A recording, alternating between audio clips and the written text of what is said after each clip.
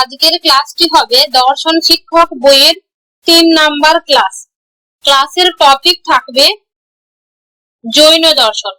প্রথমেই আমরা দেখে নেব যে জৈন দর্শনের জন্য কি কি টপিক দিয়েছে এসএলএসটির সিলেবাসে, এসএলএসটি বা এসএসসির সিলেবাসে বা স্টেটের সিলেবাসে।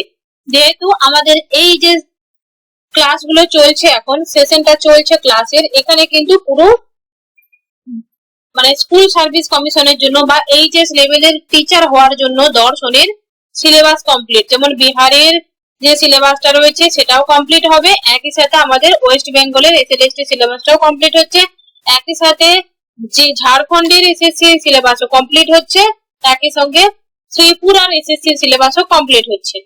তো এখানে আমি দুটো সিলেবাসকে সামনে রেখেছি, একটা হলো বিহারের স্টেটের সিলেবাস, সেখানে দেখো কি কি থাকছে। যেহেতু আজকে ভারতীয় দর্শন হলো ক্লাসের টপিক এবং ভারতীয় দর্শনের মধ্যে নাস্তিক দর্শন 3টে, চারবাক, বৌদ্ধ এবং জৈন। চারবাকের ক্লাস আমাদের কমপ্লিট হয়ে গেছে, বৌদ্ধ দর্শন পড়ানো হয়ে গেছে। আজকের ক্লাসও হবে জৈন দর্শন।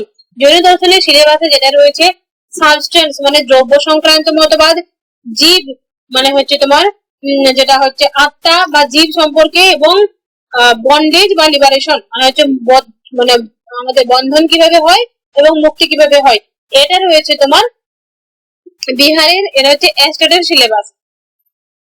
এখানে একটা কথা বলি, এখানে কিন্তু অন্যরকম অনেকান্তবাদ বা অন্য জ্ঞান তত্ত্বগুলো জৈন দর্শনের দেওয়া নেই, কিন্তু আমাদেরকে কিন্তু পড়তে হবে, ওখান থেকে কোশ্চেন আসে। আবার এসএসসি সিলেবাসটা যদি আমরা দেখি, স্পেশালি এসএসসি সিলেবাসে দেখবো অনেকান্তবাদ আছে, স্যাদবাদ আছে, জৈন থিওরি অফ সেলফ এবং লিবারেশন। দেখো ওখানে কিন্তু সাবস্টেন্স রয়েছে, এখানে সাবস্টেন্স আলাদা করে দেওয়া নাই, কিন্তু সাবস্টেন্স বা দ্রব্যেরই তো ভাগ হলো তোমার জীব এবং অজীব। তারপরে জীব অজীব যখন থাকে তখন তো মুক্তি, আমরা যদি মুক্তি এবং বন্ধন এবং তোমার যেটা হচ্ছে মুক্তি পড়তে গেলে তো জীব সম্পর্কে পড়তে হবে। তার জন্য আমাদের প্রথম থেকে শেষ পর্যন্ত পুরোটাই আমাদের জৈন দর্শন সম্পর্কে ভালো করে পড়তে হবে। তবে এই যে ক্লাসগুলো হচ্ছে এগুলো এসএলএসটির উপর ভিত্তি করে বা এসএলএসটি সিলেবাসটাকে কভার করে করা হচ্ছে, কিন্তু যারা তোমরা নেটের জন্য প্রিপারেশন করছো, আমি এখন একসঙ্গে অতগুলো দেখাচ্ছি না, কিন্তু তোমরাও ভালো করে জানো যে নেটের সিলেবাসে কিন্তু এগুলো সবগুলোই ইনক্লুডেড আছে। নেটের সিলেবাসে এক্সট্রা কিছু আছে কিন্তু এগুলো সবগুলোই রয়েছে। তাই যারা নেটের জন্য প্রিপারেশন নিচ্ছ, এই ক্লাসগুলো তোমরা নেটের জন্য কিন্তু দেখতে পারো।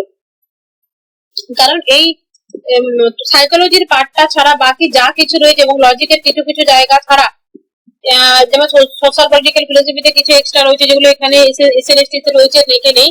এই মানে ওই 10% কি 10%ই বলবো, 10% 50% ছাড়া বাকি ফুল সিলেবাসটা কিন্তু নেটের সিলেবাসে ইনক্লুড রয়েছে। সো পড়বে তোমরা, যেটা বলে দেবো নেটেও কাজে লাগবে, যারা নেটের জন্য পড়েছো তারা কিন্তু দেখে নেবে।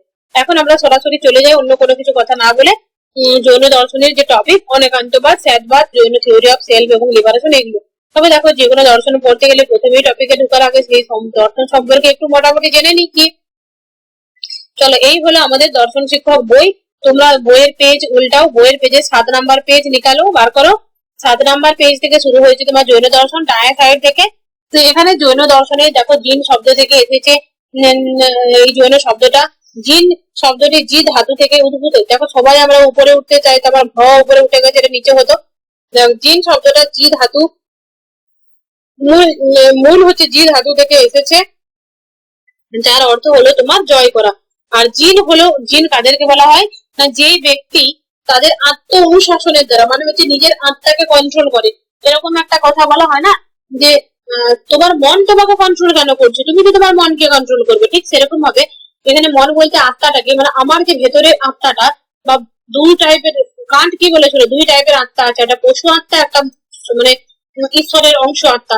তাহলে আমরা পশু আত্মাটাকে যদি কন্ট্রোল করি, আমরা যদি নিজের আত্মাটাকে ভেতরে কন্ট্রোল করে অনুশাসন করি, আমাদের কামনা বাসনা আসক্তি গুলোকে জয় লাভ করে ফেলি, তখন আমাদের মুক্তি সম্ভব। আর মুক্তি হলে, যার মুক্তি হয় এইভাবে, সেই মানুষটা হলেন জিন, তাকে জিন বলা হয়, জিন বা মুক্তপ্রাপ্ত ব্যক্তি।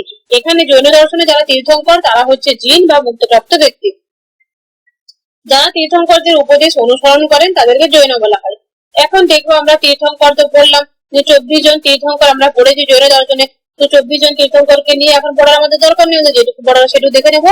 24 জন তীর্থঙ্করের মধ্যে প্রথম যে তীর্থঙ্কর সেটা হচ্ছে কে ঋষভদেব, আর সর্ব লাস্ট হলো মহাবীর 24তম। প্রথম তীর্থঙ্কর ঋষভদেব। আর তবে 24 জন তীর্থঙ্করই কিন্তু ধর্ম এবং দর্শনের একসাথে প্রচার করেছে। মহাবীর পার্শ্বনাথের শিক্ষাগুলো স্পেশালি সম্প্রসারিত করেছে। পার্শ্বনাথ হচ্ছে 23 নম্বর তীর্থঙ্কর। শেষে দুই তীর্থঙ্কর মানে পার্শ্বনাথ এবং মহাবীর, এরা হচ্ছে ঐতিহাসিক ব্যক্তিত্ব স্বীকৃত এবং অন্য তীর্থঙ্কর গণ প্রাগৈতিহাসিক বলে বিবেচিত। এরপরে হলো জৈন দর্শনটাকে আমরা কি বলবো, ধর্ম বলবো না দর্শন বলবো? এটা একাধারে ধর্ম এবং দর্শন দুটোই হলো একত্রিত। আর জৈন তীর্থঙ্করদের উপাসনা এবং বিশ্বাস কি? জৈনরা অবশ্যই নিরীশ্বরবাদী। জৈনরা হচ্ছে তোমার অবৈদিক দর্শন, নাস্তিক দর্শন, বেদকে প্রামাণ্য হিসেবে মানে না, তবে এরা নরমপন্থী নাস্তিক। তীর্থঙ্করদের সর্বজ্ঞ, মুক্ত এবং পরম আনন্দ অবস্থানকারী আত্মা হিসেবে পূজা করা হয়। প্রতিটা ব্যক্তি তীর্থঙ্করদের দেখানো পথে চললে তার মুক্তি সম্ভব। এই যে দৃষ্টিভঙ্গি জৈন ধর্মকে একটা দার্শনিক ভিত্তিও প্রদান করে। আত্মিকতা, নৈতিকতা, ব্যক্তিগত মুক্তির সম্ভাবনা এইসবের গুরুত্বগুলো কিন্তু জৈন দর্শন দেয়। জৈন দর্শন হচ্ছে মূল দুটো সম্প্রদায়, একটা শ্বেতাম্বর এবং একটা দিগম্বর। শ্বেতাম্বর সম্প্রদায় হলো তোমার কি এই বৈশিষ্ট্যগুলো পড়বে, কোশ্চেনে আসবে যে চূড়ান্ত ত্যাগ বা তাকে বলে দিই শ্বেতাম্বর দিগম্বরে মনে রাখার একটা ট্রিক। শ্বেতাম্বর মানে হচ্ছে সাদা মাটা মানুষ, এরা সমস্ত কিছু নরম ভাবে চলে। আর দিগম্বর মানে হচ্ছে গড়া, মানে গড়ার বানান গয় ওকার, দিগম্বরে গ আছে মানে দিগম্বরা হচ্ছে গোড়া ধার্মিক। এরা বলবে বেটিকে মেরে ফেলবো তবে ইন্টার কাস্ট ম্যারেজ দেবো না, তার মানে এই দিগম্বরা হচ্ছে গোড়া। এরা চূড়ান্ত এবং কঠিন ভাবে এরা ধর্মটাকে পালন করবে এবং ত্যাগ করবে। এরা হচ্ছে সম্পদ তো রাখবেই না, নিজে গায়ে কাপড় চোপড়ে পড়বে, এরা নগ্ন ঘুরে বেড়ায়। এরা বলে যে এর নারী তোমার মুক্তি সম্ভব নয়, তোমার যদি মুক্তি অর্জন করার ইচ্ছাই হয় তুমি তাহলে আবার জন্ম নাও এবং সেটা পুরুষ রূপে নাও, তবে তোমার মুক্তি হবে, না হলে তুমি কলঙ্কিনী নারী। এই ধরনের কথা বলে তোমার কঠোর দিগম্বর বাদীরা। অন্যের থেকে ভিক্ষা নিষিদ্ধ ওরা মনে করে। আর শ্বেতাম্বর সম্প্রদায় যারা, তারা বলবে অপেক্ষাকৃত একটু উদার। শ্বেতাম্বর মানে হচ্ছে এরা শ্বেত বস্ত্র, সাদা বস্ত্র, সফেদ কাপড় বা সফেদ কাপড়া পরে, এরা অপেক্ষাকৃত উদার। এরা বলে নারীরাও মুক্তি অর্জন করতে পারে, তাদেরও মুক্তি সম্ভব। সন্ন্যাসীরা সাদা কাপড় চোপড়ও পরে। উভয় সম্প্রদায়ের মধ্যে মিল কি না, দুইজনেই কিন্তু অহিংসার কথা বলে, দুইজনে অপরের মতকে শ্রদ্ধা দেয়, নীতিনিষ্ঠ ধর্মের প্রতি অনুগত থাকতে বলে দুজনেই।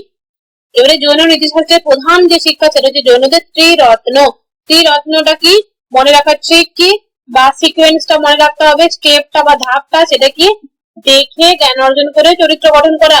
এই যে দেখো প্রথমে কোনো মানুষকে তুমি ধর সোশ্যাল মিডিয়াতে কোনো কিছু পোস্ট করেছে, তুমি তাকে জাজ করে ফেললে, তার চরিত্র নিয়ে কথা বলে দিলে, আরে ভাই ওইভাবে কোনো একটা তার পোস্ট দেখে তার চরিত্র নির্ণয় করো না, এটা করা উচিত না। জৈনরা বলছে প্রথমে তুমি দেখো, তাকে দেখে জ্ঞান অর্জন করো। প্রথমে তাকে দেখো, মানুষটাকে তার সম্পর্কে কিছু জ্ঞান বা নলেজ তুমি গেইন করো, যে কি তার সম্পর্কে স্টাডি করো তুমি, তারপরে তার চরিত্র নিয়ে কথা বলো, তার আগে কথা বলবে না। তার মানে এটা মনে রাখার ঠিক আর কি। এইভাবে জৈনরা বলেছে সেরকম না, বাট ভাবাও যায় ওরকম ভাবে। কারণ সূত্র আকারে গ্রন্থগুলো আমরা কিন্তু পড়ি, যে না এই সূত্র সেটাকে ভাষ্য করেছে, ব্যাখ্যা করেছে, সেরকম আমরাও ব্যাখ্যা করতে পারি, এগুলো আমরাও তাকে একজন ফিলোসফার জন্মাতেই পারি, তো সেভাবে ব্যাখ্যাই করতে পারি। তো আমার ব্যাখ্যা হলো ওটাই যে প্রথমে কোনো মানুষকে দেখো ভালো করে, তারপরে তাকে নিয়ে জ্ঞান তৈরি করো তোমার মধ্যে, তারপরে তার চরিত্র নিয়ে কথা বলো। তাহলে এটা হলো সিক্রেট। সম্যক জ্ঞান, সম্যক দর্শন, সম্যক জ্ঞান, সম্যক চরিত্র, এটা হচ্ছে এক নাম্বার হলো তোমার, এটা 1 নাম্বার, 2 নাম্বার এটা, 3 নাম্বার হলো চরিত্র। অহিংসা এবং প্রেমের কথা দুজনেই বলে। এবারে জৈন এপিস্টেমোলজি জ্ঞান তত্ত্ব বলবো। জৈন জ্ঞান তত্ত্ব পড়তে গেলে আমরা জ্ঞান তত্ত্ব বা এপিস্টেমোলজি আন্ডারে কি কি আসবে না, প্রত্যক্ষ প্রমাণ, প্রত্যক্ষ অনুমান উপমান মানে প্রমাণগুলো আসবে, বা যেই ওয়েতে আমরা জ্ঞান অর্জন করি সেইগুলো আসবে প্রমাণ এপিস্টেমোলজি বা প্রমাণ তত্ত্বের আন্ডারে, জ্ঞান তত্ত্বের আন্ডারে। স্পেশালি প্রত্যক্ষ অনুমান উপমান শব্দ এই ধরনের যে ব্যাখ্যাগুলো, মানে যে অনুমানকে বলবে আহ, যে বলবে প্রত্যক্ষ একমাত্র প্রমাণ চার ভাগ, যে ওটা তার জ্ঞান তত্ত্বে আলোচনা হবে। বৌদ্ধরা যেমন অনুমান এবং প্রমাণ, প্রত্যক্ষ এবং অনুমান দুটোকে স্বীকার করেছে, তাদের জ্ঞান তত্ত্বে সেগুলো থাকবে। এখানে জৈন দর্শনে তিনটে প্রমাণ স্বীকার করে ওরা, প্রত্যক্ষ, অনুমান, শব্দ। তাহলে এই তিনটে হচ্ছে এদের এপিস্টেমোলজির আন্ডারে আসবে।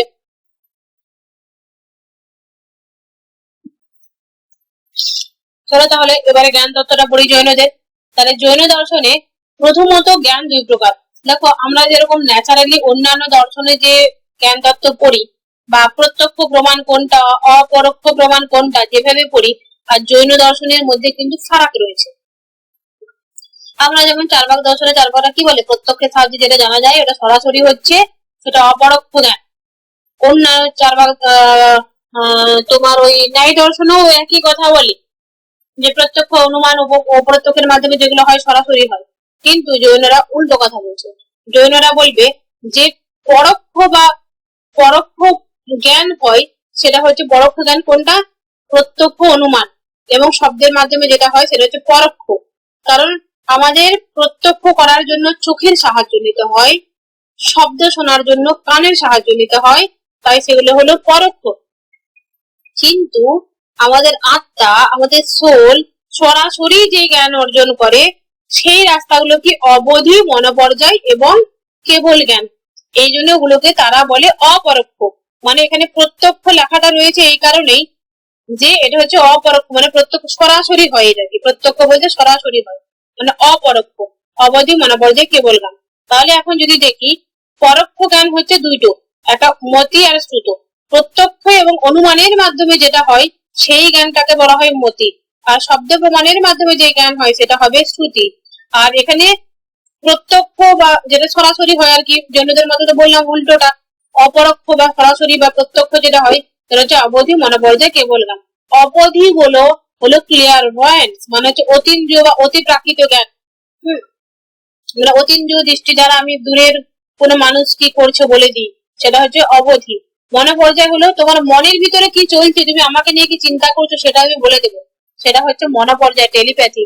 আর কেবল জ্ঞানী মানে অমনি সায়েন্স, মানে সর্বজ্ঞ জ্ঞান, সর্বজ্ঞতা। মানে যেমন হচ্ছে তীর্থঙ্কর, ওরা হচ্ছে কেবল জ্ঞানী মানুষ। হয়ে গেল। তাহলে জৈন দর্শনে যদি বলা হয় টোটাল কত প্রকারের জ্ঞানের কথা বলেছে, 5 প্রকারের। এবার যদি বলা হয় প্রথমত প্রধান যে ভাগ বা প্রথমত জ্ঞান কয় প্রকারের হয় জৈন দর্শনে, সেটা হচ্ছে 2 প্রকারের, অপরোক্ষ, পরোক্ষ। পরোক্ষ হলো তোমার দুটো, আর অপরোক্ষ হলো তোমার তিনটে। টোটাল হলো 5টা। কোশ্চেনে যেমন থাকবে সেরকম মোট তৈরি দেবে। বিভিন্ন ধরনের কোশ্চেন আমি রেখেছি এখানে, এমসিকিউ প্র্যাকটিস করাবো, তখন বুঝতে পারবে। এখানে দেখো, এই যে যেগুলো এতক্ষণ আমি বললাম যে সাধারণ মানুষ প্রত্যক্ষ জ্ঞান যেটাকে বলে, জৈন দর্শনের প্রত্যক্ষের বিষয়টা আলাদা। কারণ এটা বলে যে প্রত্যক্ষ প্রমাণের জন্য আমাদের ইন্দ্রিয় সাহায্য নিতে হয়, তার জন্য সেটা প্রত্যক্ষ জ্ঞানটাকে ওরা পরোক্ষ বলেছে, মতি শ্রুতিটাকে পরোক্ষ বলেছে। আচ্ছা, মতি জ্ঞানের 4টা স্তর, সেটা হচ্ছে দেখো, অবগ্রহ, ইহা, অবায়, ধারণা, 4টা হবে। এখানে হচ্ছে অবগ্রহ, মানে হচ্ছে তোমার অস্তিত্ব উপলব্ধি, মানে কোনো বস্তু, কোনো শব্দ, ধরো বাইরে একটা শব্দ শুনলাম, মনে হলো কোনো একটা শব্দ তো শোনা গেল, কিন্তু শব্দটা কিসের এটা বোঝা যাচ্ছে না, মানে ওটা হচ্ছে তোমার কোনো একটা শব্দ শুনলাম, এটা হচ্ছে অবগ্রহ স্তর, মানে মতি মানে প্রত্যক্ষের স্তর আর কি। তারপরে ইহা, অবগ্রহ, ইহা মানে তারপরে এরকম কোশ্চেন আসবে, এটা কি গাড়ির শব্দ, এটা কি এটা কি 4 চাকা গাড়ির শব্দ, নাকি এটা কি বাইকের শব্দ, নাকি বাসের শব্দ, এরকম যখন কনফিউশন হবে তখন সেটা হবে ইহা। আচ্ছা, তারপরে দুটো স্টেপ যেগুলো সেটা হচ্ছে এখানে কেটে গেছে, ঠিক আছে, এগুলোকে বাদ দিয়ে দিয়েছে কোনোভাবে। তো সেগুলো কি, সেগুলো দেখিয়ে দিচ্ছি তোমাদেরকে। দেখো, এটা হচ্ছে তোমার, এটা হলো আমার ক্লাস নোটস, মানে যারা ব্যাচে অ্যাডমিশন নিয়েছে তাদেরকে এই নোটস দেওয়া হয় এইভাবে একটু বিস্তারিত। বইটার মধ্যে অনেক শর্টে আছে, আর এই ক্লাস নোটস গুলো একটু বিস্তারিত দিই। যারা ব্যাচে পড়েছে তাদের তোমাদের চিন্তার কিছু নেই, ক্লাস নোটস গুলো পড়বে ভালো করে, তারপরে বইটা যখন পড়বে পরিষ্কার বুঝতে পারবে যে কোনখানটা মিস্টেক হয়ে গেছে। এবং যারা ব্যাচে অ্যাডমিশন নাওনি তাদেরও চিন্তার কিছু নাই। এই ক্লাসগুলো যখন করবে বইটা সামনে রাখবে, আমি তো বলে দেবো যে যে জায়গাগুলো, যখন যেটা বলবে ইনক্লুড করে নেবে, যেটা বলবে বাদ দিয়ে দেবে সেটা বাদ দিয়ে দেবে। দেখো, জৈন জ্ঞান তত্ত্ব যদি পড়ি, পরোক্ষ অপরোক্ষ দুটো বললাম, যে যেটা অপরোক্ষ বা প্রত্যক্ষ জ্ঞান যেটা সরাসরি হয় এদের মধ্যে, যেটা অবধি, মনোপর্যায়, কেবল জ্ঞান, পরোক্ষ জ্ঞান দুটো, মতি শ্রুত, টোটাল হচ্ছে 5টা। তারপরে হচ্ছে তোমার এখানে দেখো যে জৈন মতে মতি জ্ঞান বা লৌকিক জ্ঞান, ব্যবহারিক বা লৌকিক প্রত্যক্ষ জ্ঞানের বা মতির ক্রম পর্যায়ে 4টা স্তর। একটা অবগ্রহ, ইহা, অবায়, ধারণা। তোমরা যারা শুধু বইটা কিনেছো, ব্যাচে অ্যাডমিশন নাওনি, তারা লিখে নাও। আর যারা ব্যাচে অ্যাডমিশন নিয়েছো তারাও তোমার বইটার মধ্যে একটু ইনক্লুড করে নাও যে এটা হচ্ছে অবগ্রহ, ইহা, অবায়, ধারণা। তাহলে অবগ্রহ হলো কোন একটা শব্দ শোনা যাচ্ছে, সেটা কোন একটা সত্তা মাত্রের জ্ঞান হচ্ছে বস্তুর জ্ঞান। ইহা মানে হচ্ছে এটা বাসের শব্দ নাকি এটা ট্রেনের শব্দ বোঝা যাচ্ছে না। অবায় মানে এখানে হচ্ছে সংশয় নিরসন হয়, 3য় নাম্বার স্তর। সংশয় নিরসন হয় এবং এখানে পরিষ্কার হয় যেটা গাড়ির শব্দ, ক্লিয়ার হয়ে গেল, এটা অবায়। এবং লাস্ট হলো ধারণা, মানে হচ্ছে তোমার প্রথম স্তরে যেটা ভেবেছিলাম, 4র্থ স্তরে সেইটাকে আমি মনের মধ্যে ফিক্স করে নিলাম যে এরকম ধরনের শব্দ শোনা গেলেই আমি ভেবে নেবো যে এটা হলো গাড়ির শব্দ, এটা ট্রেনের শব্দ না। এইভাবে কিন্তু 4টা স্টেপের কথা বলেছে। এরপরে দেখো এগুলো ধীরে ধীরে প্রচুর ব্যাখ্যা রয়েছে। শত প্রমাণ হচ্ছে মতি শ্রুত জনমতে পরত প্রমাণ, এটা প্রচুর ইম্পর্টেন্ট, বইয়ের মধ্যে ইনক্লুড নাই বলে দিলাম যে মতি ও শ্রুত জনমতে পরত প্রমাণ। অন্যান্য প্রত্যক্ষ প্রমাণ হলো শত প্রমাণ। ঠিক আছে, শত প্রমাণ, টেলিপ্যাথি, গুলো তো আছে সমস্ত কিছু। চলো এবার বইটার ভিতরে চলে যাই। এটা হচ্ছে তোমার পরম প্রত্যক্ষ জ্ঞান। এখানে প্রথমে কি বলা ছিল, অবধি, মনে পড়ছে, কেবল জ্ঞান, এগুলো হচ্ছে তোমার ছোট্ট করে বলে দেওয়া ছিল, এক লাইনে মনে রাখার মতো। কিন্তু এখানে একটু বিস্তারিত বড় করে ব্যাখ্যা করেছি। কোশ্চেন কেমন ভাবে আসবে জানি না, তার জন্য। অবধি হলো তোমার এটি অতীন্দ্রিয় বা অতিপ্রাকৃত জ্ঞান, ক্লিয়ার ভয়েন্স বলা হয় ইংলিশে। আত্মা যদি আংশিক ভাবে কর্মবন্ধন মুক্ত হয় তবে এটি দূরের বস্তু, মানে আত্মা যদি, দেখো আমাদের যেটা কর্মবন্ধন, মানে ফুটবল পরমাণু গুলো যখন সংযুক্ত হয়ে আত্মার সঙ্গে যুক্ত হয় তখন আমাদের বন্ধন অবস্থা হয়, বন্ধন থাকে। সেই বন্ধন থেকে যদি মুক্ত হতে পারি, আমি কর্মবন্ধন গুলোকে যদি মুক্ত করতে পারি, তখন দূরের বস্তু বা ঘটনা আমি অনুভব করতে পারি। তবে এই জ্ঞান সীমিত এবং স্থান সময়ের মধ্যে আবদ্ধ। তাহলে অবধি কি হলো, এটা মনে রাখবে, স্থান এবং কালের মধ্যে সীমাবদ্ধ। মনোপর্যায় হলো কি, মনোপর্যায় হচ্ছে তোমার অপরের মন পড়তে পারা, অপরের মানসিক অবস্থাকে বুঝতে পারা, বলতে পারা, এটাকে টেলিপ্যাথি বলা হয়, মনোপর্যায় বলা হয়। আত্মা যদি হিংসা, ঈর্ষা প্রভৃতি আবেগ থেকে মুক্ত হয়, অপরের থেকে হিংসা যদি না করে, তবে এটি অন্যের চিন্তা অনুভব করতে পারে। আর কেবল জ্ঞান হলো তোমার কর্মবন্ধন সম্পূর্ণভাবে ধ্বংস হয়ে যায়, নির্জরা হয়ে যায়, আত্মা তার প্রকৃত রূপে ফিরে যায়, মানে আসলেই যেটা আত্মা গডের মতো করে ভাবতে শুরু করে, তখন তাকে কেবল জ্ঞানী বলা হয় বা কেবল জ্ঞান হয়। তখন এটি অনন্ত সীমাহীন স্থান কাল নির্বিশেষে সমগ্র বাস্তবতার সম্মুখ উপলব্ধি দেয়। কেবল জ্ঞান মুক্তির, মানে মোক্ষর জন্য অপরিহার্য। এখানে যেটা দেখলাম, মতি শ্রুতি জ্ঞান ভুল হতে পারে কিন্তু মনোপর্যায় এবং কেবল জ্ঞান বিভ্রান্তি হয় না। এবারে কোশ্চেন যদি আসে সিকুয়েন্স, লো থেকে হাই হলে হবে মতি শ্রুতি অবধি মনোপর্যায় কেবল জ্ঞান। হাই থেকে যদি লো হয় তাহলে উল্টো দিকে আসবে, কেবল জ্ঞান মনোপর্যায় অবধি শ্রুতি মতি, এটা মনে রাখতে হবে। আচ্ছা, জৈনদের আবার দেখবো আমরা সিলেবাসে কি আছে, অনেকান্তবাদ, স্যাতবাদ। স্যাতবাদটা কি, অনেকান্তবাদ বা স্যাতবাদ মানে হচ্ছে তোমার, এরা হচ্ছে একান্তবাদের দোষ পরিহার করার জন্য অনেকান্তবাদ কথা বলে। একটা উদাহরণ দিয়েছিল যে হাতির, অন্ধ ব্যক্তি যদি হাতিকে দেখে তাহলে কেউ বলবে কুলের মতো, কেউ বলবে পায়ের মতো, দুজনেই সত্য, এই কথাটা বলে তারা। সত্তার প্রকৃতি এবং বৈশিষ্ট্য কি, মানে এদের মধ্যে সৎ বস্তুর লক্ষণ কি, সৎ বস্তুর লক্ষণ হলে তোমার উৎপত্তি, ব্যয় এবং ধ্বংস থাকবে। উৎপাদ মানে বস্তু সৃষ্টি বা উৎপত্তি হবে, এবং ব্যয় তার ধ্বংস হবে এবং স্থায়িত্ব থাকবে। মানে এদের মধ্যে আর একটা বিষয় বলা যায়, এরা হচ্ছে কোন একটা বস্তু, এরিয়ে বস্তুবাদী দার্শনিক বলা হয় থাকে। এদের মধ্যে বাহ্য বস্তুর মধ্যে স্থিতিত্ব এবং পরিবর্তন এবং স্থিতি দুটোই থাকে। তাহলে উৎপত্তি এবং ধ্বংস আছে, এটা পরিবর্তনের লক্ষণ, আর বস্তুর স্থায়িত্ব আছে, এটা হলো তোমার স্থিতির লক্ষণ। আচ্ছা, এদের মধ্যে কোন একটা বস্তু স্থিতিশীল এবং পরিবর্তনশীল কিভাবে, না স্থিতিশীল মানে তোমার গুণ যেগুলো আর কি, বস্তুর যে ধর্ম, স্থায়ী ধর্ম, গুণ হলো বস্তুর স্থায়ী ধর্মের বৈশিষ্ট্য, আর পর্যায় হলো বস্তুর তোমার পরিবর্তন ধর্ম বা রূপান্তরের বৈশিষ্ট্য হলো পর্যায়। অনেকান্তবাদ কি, মানে বহু স্তরীয় সত্যের ধারণা। সত্য একদিক থেকে সত্য বললে অন্য দিক থেকে সেটা মিথ্যা হয়ে যেতে পারে, তাই অন্য দিক থেকেও সত্য হতে পারে। বিশ্ব বা বস্তু অসীম গুণ বা ধারণার অধিকারী, একটি দৃষ্টিভঙ্গি থেকে সম্পূর্ণ সত্য উপলব্ধি করা সম্ভব নয়। প্রত্যেক বস্তুতে ইতিবাচক নেতিবাচক দুটোই গুণ রয়েছে। বিভিন্ন মতবাদ বা সিদ্ধান্ত আংশিক সত্য এবং আপেক্ষিক জ্ঞান, সাধারণ জ্ঞান অসম্পূর্ণ এবং কেবল জ্ঞান মাধ্যমে সম্পূর্ণ জ্ঞান সম্ভব হয়। এরপরে এখানে হচ্ছে এই তোমার জন্য দর্শনের লোকদেরকে সমালোচনা করেছে, এটা তোমরা একটু নিজেরা পড়ে নেবে, ঠিক আছে? একবার রিডিং করে নিবি, সব ঠিকঠাকই আছে। আচ্ছা, এই যে জৈন জ্ঞান তত্ত্বটা, এই জায়গাটা না এটা রিপিট হয়ে গেছে এখানে। তোমাদের যদি ইচ্ছা হয় পড়তেও পারো, আর না হলে তোমরা বইয়ের মধ্যে এইভাবে দাগ করে নাও, যেরকম আমি করে দিয়েছি এইভাবে দাগ করে নাও, দিয়ে কেটে দিতেও পারো। তোমার কেটে দেবে, যে ভুল আছে সেটা না, এখানে মানে এটা রিপিট হয়ে গেছে। এটা পড়লে তোমাদের রিভিশন হয়ে যাবে, একবার রিডিং এ দুবার রিভিশন হয়ে যাবে। চাইলে পড়তেও পারো, আর না চাইলে এইভাবে দাগ করে দিতেও পারো, যেটা রিপিট আছে। নেক্সট হলো তোমার এখানটাও কিন্তু করে দিবে, কারণ আমি উপরে বলে দিয়েছি যে অবগ্রহ ইহা অবাই ধারণা, 4টা স্টেপ হচ্ছে মতির বা সাধারণ প্রত্যক্ষ জ্ঞানের, ওটাও নয়। তাহলে এখানটা এতটা বাদ দিয়ে দিতে পারো, নাও বলতে পারো। এরপরে রইলো তোমার সপ্তভঙ্গি নয়, মানে সাতবাদ। সাতবাদ মানে সাত শব্দের অর্থ কি? কোন নির্দিষ্ট অবস্থায় শর্ত সাপেক্ষ, মানে একদিক থেকে সত্য অন্য দিক থেকে মিথ্যা একেবারে বলতে পারে না, বা এইভাবে বললে একান্তবাদে দোষ হয়ে যায়। সপ্তভঙ্গি নয়, সাতটা নয়, কি কি রয়েছে? স্যাত অস্তি স্যাত নাস্তি, স্যাত অস্তিত্ব নাস্তিত্ব, স্যাত অব্যক্তম, স্যাত অস্তিত্ব অব্যক্তম, স্যাত নাস্তিত্ব অব্যক্তম, স্যাত অস্তিত্ব নাস্তিত্ব অব্যক্তম। এগুলো তোমার রিডিং করে নিও, সব ঠিকঠাক আছে। একটা উদাহরণ দিয়ে দিয়েছি, এটাও দেখে নিও। তবে জৈন দর্শনের বাস্তবতা মানে রিয়েলিটি, মানে জৈন দর্শন রিয়েলিজম, বস্তুবাদী, বাস্তববাদী এবং বহুত্ববাদী দর্শন জৈন দর্শন, কারণ এটাকে বহু আস্থা স্বীকার করে। এবং জৈন দর্শনের আরেকটা বিষয় গুরুত্বপূর্ণ, এরা বলে যে জৈন দর্শনের যে আত্মাটা সেটা হচ্ছে তোমার দেহ পরিমাণ, মানে হাতির আত্মা হাতির মতো, আমার আত্মা আমার মতো, তোমার আত্মা তোমার সাইজে। তুমি যদি 6 ফুট হও তাহলে তোমার আত্মা 6 ফুট।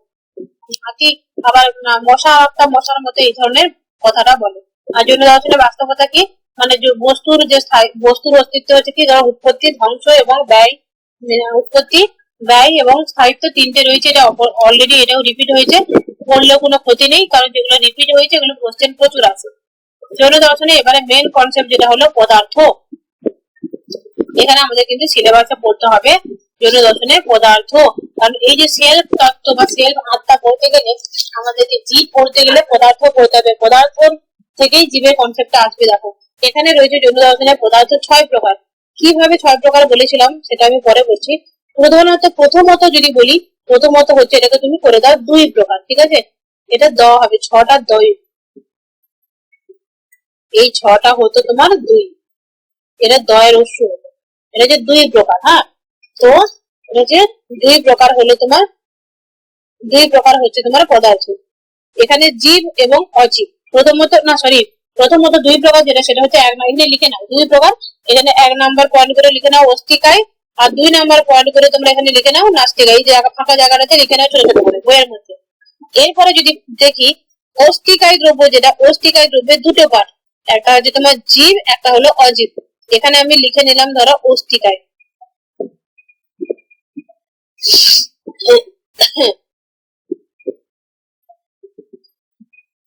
যাই হোক, মাউস দিয়ে লিখছি, হ্যান্ড রাইটিং একটু খারাপ হচ্ছে। অস্তিকায়, এই অস্তিকায় 2টো পার্ট। 1 নাম্বার হলো তোমার জীব, আর অন্য নাম্বার হলো তোমার অজীব। আর যেটা নাস্তিকায় দ্রব্য, একমাত্র অনস্তিকায় দ্রব্য, একমাত্র অনস্তিকায় দ্রব্য হলো কাল, ওটা ছেড়ে দাও। এখন চলে যাই আমরা অস্তিকায় দ্রব্য। অস্তিকায় দ্রব্যের 2টো পার্ট, একটা হলো তোমার জীব, একটা হলো অজীব। জীব আবার 2টো ভাগ, একটা হলো মুক্ত আত্মা এবং বদ্ধ আত্মা। মুক্ত আত্মা এক ধরনের পুনর্জন্মের চক্র থেকে মুক্ত, আর বদ্ধ আত্মা বা বন্ধন যে সোল, সেটা হচ্ছে 4 প্রকারের: 1 ইন্দ্রিয়যুক্ত, 2 ইন্দ্রিয়যুক্ত, 3 ইন্দ্রিয়যুক্ত, 4 ইন্দ্রিয়যুক্ত, 5 ইন্দ্রিয়যুক্ত। আমরা মানুষরা হলাম 5 ইন্দ্রিয়যুক্ত। মৌমাছি গুলো হলো তোমার 4 ইন্দ্রিয়যুক্ত, শামুক হলো 3 ইন্দ্রিয়যুক্ত, পিঁপড়ে হলো 2 ইন্দ্রিয়যুক্ত, এবং যেটা থাকে, আচ্ছা শামুক যেটা, সেটা হচ্ছে 1 ইন্দ্রিয়যুক্ত, ওরা স্পর্শ করতে পারে। তো এইভাবে কিন্তু কোনটা কোন ইন্দ্রিয়যুক্ত, ওই 5টারই উদাহরণ তোমাদেরকে মনে রাখতে হবে। এরপরে যেটা আছে সেটা হচ্ছে অজীব। অজীবের আবার আমি ওখানে 6টা এইভাবে বলেছিলাম যে মুক্ত জীব হচ্ছে 2টো, একটা তোমার মুক্ত এবং বদ্ধ, আর এখানে হচ্ছে তোমার 4টা, দিয়ে টোটাল 6টা। জীব এবং অজীব মিলিয়ে 6টা, এবং অনস্তিকায় নিলে 7টা হচ্ছে। এইভাবে কটা প্রকার, এইভাবে অনেক ভাবে ব্যাখ্যা করা যায়। কোশ্চেনটা দেখবে তোমরা, কোশ্চেনটার উপর উত্তরটা ডিপেন্ড করবে। প্রথমত বা প্রধানত 2 প্রকার, অস্তিকায় অনস্তিকায়। অনস্তিকায় একমাত্র কাল, অস্তিকায় এবার 2 টাইপের, জীব এবং অজীব। জীব হলো 2টো, আর অজীব হলো তোমার 3টে: ধর্ম, অধর্ম, আকাশ, পুতগল। এই সিকোয়েন্সটা মনে রাখবে। প্রচুর গুরুত্বপূর্ণ। এবং ধর্ম অধর্ম আকাশ পরিগল, ধর্ম মানে হলো তোমার গতি, অধর্ম মানে হলো স্থিতি, আকাশ হলো তোমার স্থান বা ব্রহ্মাণ্ড, আর পুদ্গল যেটা সেটা হলো তোমার পদার্থ বা জড় পরমাণু বা জড়কণা, সেটা হচ্ছে পুদ্গল। আর তার যে অস্তিত্ব আছে সেটা বোঝানোর জন্য এখানে অনেকগুলো পয়েন্ট দিয়ে দিয়েছে, পয়েন্ট গুলো তোমরা ফটাফট পড়ে নিও। এবং সমালোচনাও অনেকে করেছে। আর জৈন দর্শনের কনক্লুশনে, যারা এতক্ষণ যে জৈন দর্শনটা বললাম এখানে ছোট্ট করে আমি কনক্লুশনে 2-5 লাইনে করে দিয়েছি। জৈন দর্শন হচ্ছে আপেক্ষিকতাবাদী, রিলেটিভিস্ট, বহুত্ববাদী, বাস্তবতাবাদী। জৈন দর্শনের মতে বা বস্তুর যে লক্ষণ সেটা হচ্ছে সর্ববস্তুর লক্ষণ হলো উৎপত্তি, ব্যয় এবং স্থায়িত্ব। জৈন জ্ঞান তত্ত্ব অনুযায়ী সমস্ত জ্ঞান আংশিক এবং সীমাবদ্ধ, কেবল জ্ঞানী সর্বজ্ঞ জ্ঞান বা পরম সত্য উপলব্ধি করতে পারে। এবারে হলো জৈন পুদ্গল বা পরমাণু ব্যাখ্যা করছে। জৈন পুদ্গল বা পরমাণু যেটা হচ্ছে তোমার জড় পদার্থ বা দুটি অবস্থা, একটা হচ্ছে সূক্ষ্ম এবং স্থূল। এখানে পরমাণুর যে বৈশিষ্ট্য, যে ক্ষুদ্রতম জড় পরমাণু যেটা হচ্ছে সূক্ষ্ম, সেগুলো যখন আত্মার সাথে যুক্ত হয় তখন সেটা বন্ধন হয়। এখানে যেটা রইল বৈশিষ্ট্য, এই যে এখান থেকে 2 নাম্বার পয়েন্ট থেকে এখানটা বাদ দিয়ে দাও, পড়ার দরকার নেই, দর্শন পড়াবো যখন তখন পড়াবো। এই দর্শনে পড়ার দরকার নেই, কোশ্চেন আসে না। এবং এই জায়গাটা যে অরেঞ্জ কালার করা আছে, এই জায়গাটা এইভাবে দাগ দিয়ে দাও এবং তোমরা বাদ দিয়ে দাও, এখন পড়ার দরকার নেই, পুরো টোটালি স্কিপ করে যাও, দেখবেই না তোমরা। এখানে চলে এসেছে জৈন এবং অন্যান্য পরমাণুবাদের পার্থক্য। এবারে যদি আমরা দেখি ডেমোক্রিটাস, সেটা হচ্ছে পরমাণুর পরিমাণগত পার্থক্য স্বীকার করলেও ওরা গুণগত পার্থক্য স্বীকার করে না। আবার ন্যায় বৈশিষ্ট্য দর্শন গুণগত পার্থক্য স্বীকার করে, পরমাণুগত স্বীকার করে না। এখানে জৈন দর্শন গুণগত এবং পরিমাণগত কোনো রকমেরই পার্থক্য তারা স্বীকার করে না। এরপরে যদি দেখি আমরা জৈন দর্শনের বন্ধন এবং মুক্তি, যেটা সিলেবাসে রয়েছে, দেখো এখানে যে জৈন দর্শনের কথা গেল, জৈন দর্শনে হচ্ছে বন্ডেজ এবং লিবারেশন। সাবস্টেন্স পড়ে নিলাম, জীব পড়ে নিলাম, বন্ডেজ লিবারেশন পড়ছি। এখানে আমরা অনেকান্তবাদ পড়ে নিয়েছি, স্যাদবাদ পড়ে নিয়েছি, জৈন থিওরি অফ সেলফ এবং লিবারেশন পড়ছি। দুটোতেই দেখো লাস্ট স্টেপ যেটা সেটা এখন আমরা পড়ছি জৈন দর্শন। এখানে সিলেবাসটা যারা দেখে একটু হঠাৎ করে যদি কেউ এই জায়গাটাই ভিডিওটা দেখতে বুঝতে পারবেনি। এটা হচ্ছে তোমার এসএলএসটি পশ্চিমবঙ্গের সিলেবাস, আর এটা হচ্ছে বিহারের এসএলএসটি বা স্টেট, ওরা বলে স্টেট, ওরা নাম দিয়েছে স্টেটের সিলেবাস। এখন আমরা জৈন দর্শনের মতে বন্ধন কিভাবে হয়, মুক্তি কিভাবে হয় সেটা করবো। তাহলে বন্ধন এবং মুক্তি খুবই গুরুত্বপূর্ণ। বন্ধন হয়, বন্ধন হচ্ছে 2 প্রকার, একটা হচ্ছে ভাববন্ধন, একটা দ্রব্যবন্ধন। ভাববন্ধন বলতে ধরো তোমার কামনা, ক্রোধ, লোভ, অহংকার, মোহ আত্মাকে অনুসূত করে। মানসিক অবস্থাগুলোকে জৈন দর্শনে কষায় বলা হয়ে থাকে। কষায় আত্মার প্রকৃত স্বরূপকে আবৃত করে এবং জ্ঞান বা শক্তি বা আনন্দকে বাধাগ্রস্ত করে। দ্রব্যবন্ধন কখন হয়? ওই যে ভাববন্ধন প্রথমে হয়। যদি বলা হয় যে আত্মার বন্ধনের প্রথম স্টেপ কোনটা, হবে ভাববন্ধন। 2 নম্বরে দেন হয় দ্রব্যবন্ধন। দ্রব্যবন্ধন হচ্ছে ভাববন্ধনের ফলে বা ভাববন্ধনের পরে আত্মা জড় পদার্থ পুদ্গলের সঙ্গে যখন সংযুক্ত হয়ে যায় তখন সেটা দ্রব্যবন্ধন হয়। কর্ম পুদ্গলের প্রভাবে আত্মা নির্দিষ্ট ধরনের দেহ ধারণ করে এবং পুনর্জন্মের চক্রে আবদ্ধ থাকে।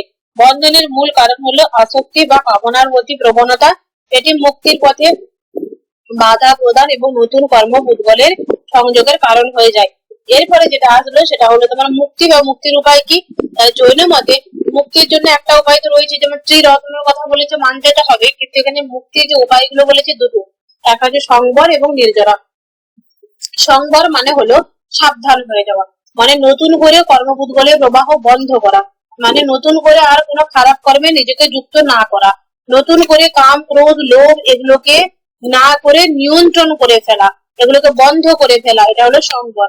আর নির্জরা কি হলো না, পূর্বকৃত কর্মপুদ্গলের প্রভাবে ধীরে ধীরে নির্মূল হওয়া। মানে সংবর ও নির্জরা উভয়ই মুক্তির জন্য অপরিহার্য।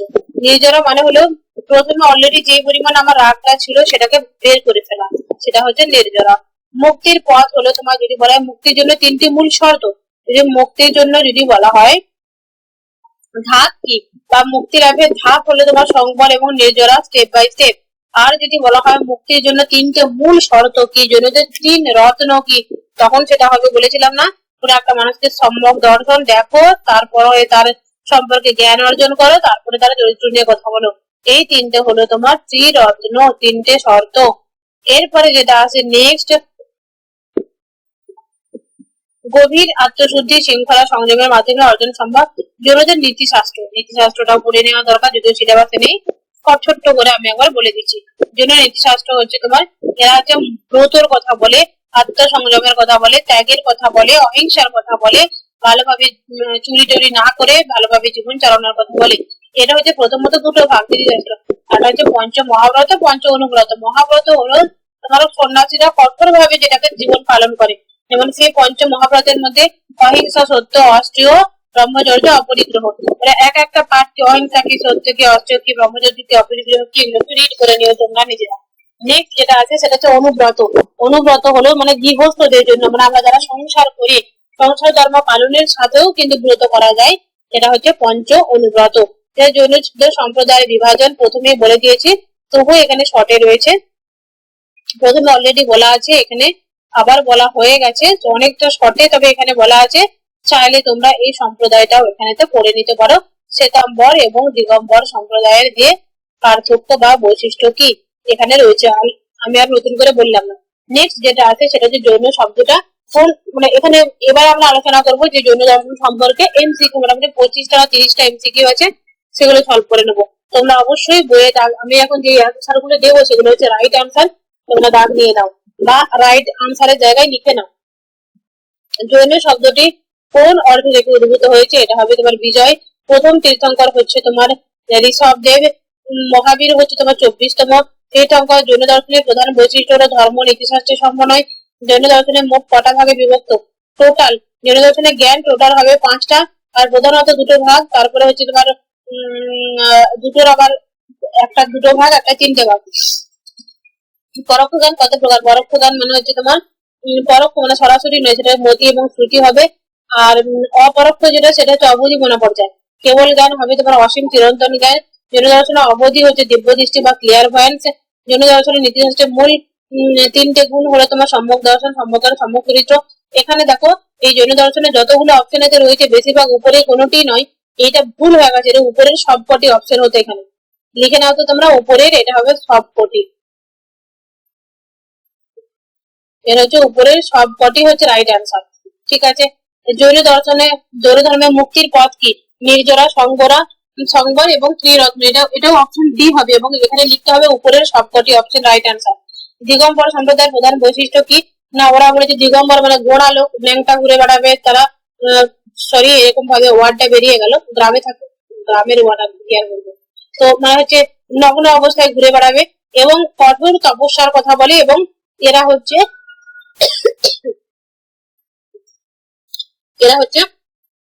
নারী মুক্তি অর্জন করতে পারে না, এই ধরনের কথা বলে।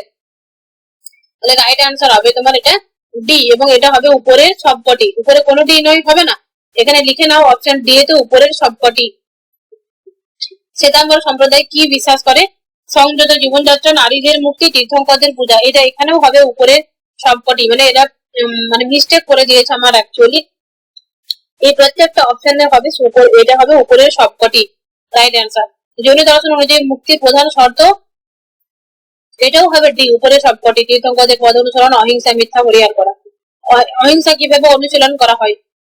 কথার দ্বারা কাউকে আঘাত না করা, এটাও হবে উপরের সবকটি অপশন। এখানে কোনোটি নাই, কেটে দাও, উপরের সবকটি হবে, এখানে লিখে নাও সবকটি বা অল অফ দ্য অ্যাবাভ। পরমাণু মানে পুদ্গলের বৈশিষ্ট্য কি? এটা চিরস্থায়ী ও অবিভাজ্য, ক্ষুদ্রতম একক, এটা হচ্ছে সক্রিয় ও সংযুক্ত হওয়ার ক্ষমতা সম্পন্ন।